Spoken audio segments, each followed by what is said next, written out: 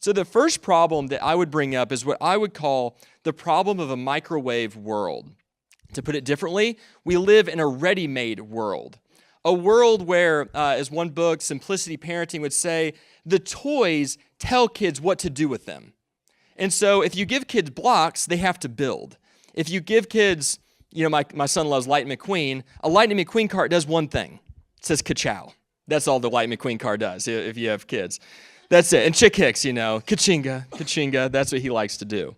But it only does that. It entertains you. If you give a kid an iPad, there's no thought, there's no creativity that comes with it. And, as many people would argue, if you monitor kids' play in recess time, so much so that there's ready-made what I would call referees, they never have to resolve problems on their own. There's no running around your bikes, getting in a fight with your friends, and then resolving your friendship. It's that mom's going to be there, the teacher's going to be there, someone's going to be there. It's a ready-made culture.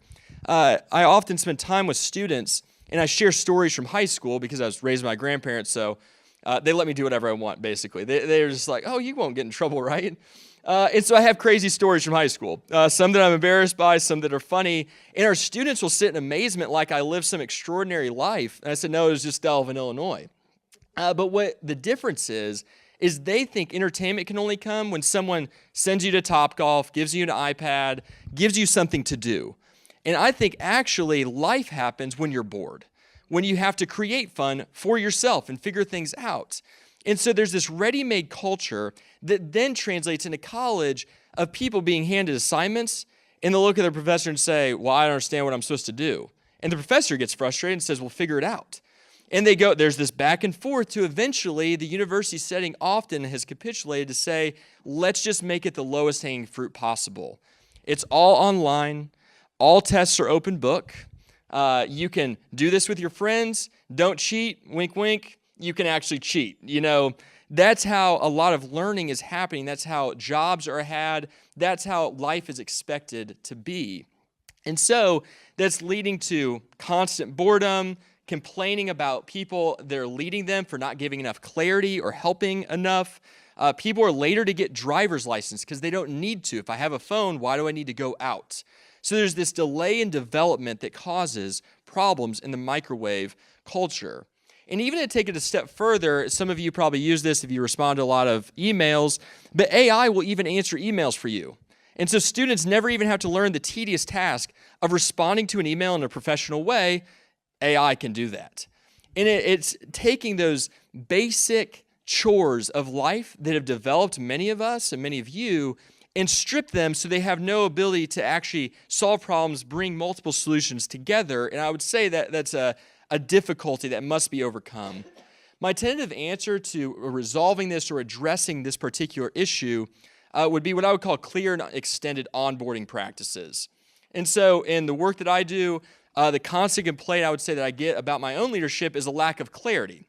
And I need to learn from that. I can be a little big picture. I can miss the details sometimes. But I think there's also something to be said. Sometimes there's not clarity to be given.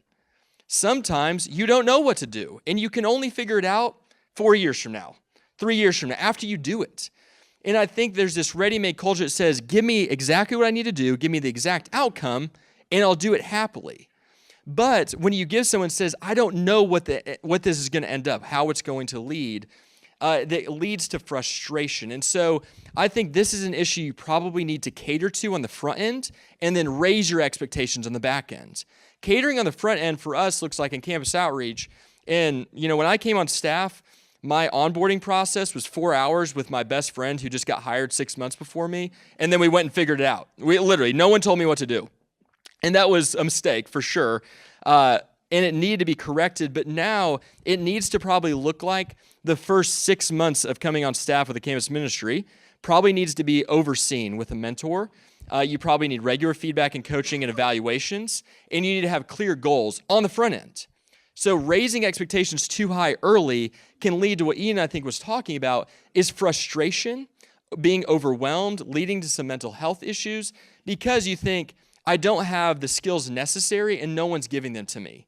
And so on the front end, I think you need to recognize that their development up to this point has led them in a vulnerable spot to probably not be very good at problem solving on the front end. And these are large scope, swaths. I mean, some people are obviously excellent students and develop people, but in large, this is the sense kind of from the ground floor.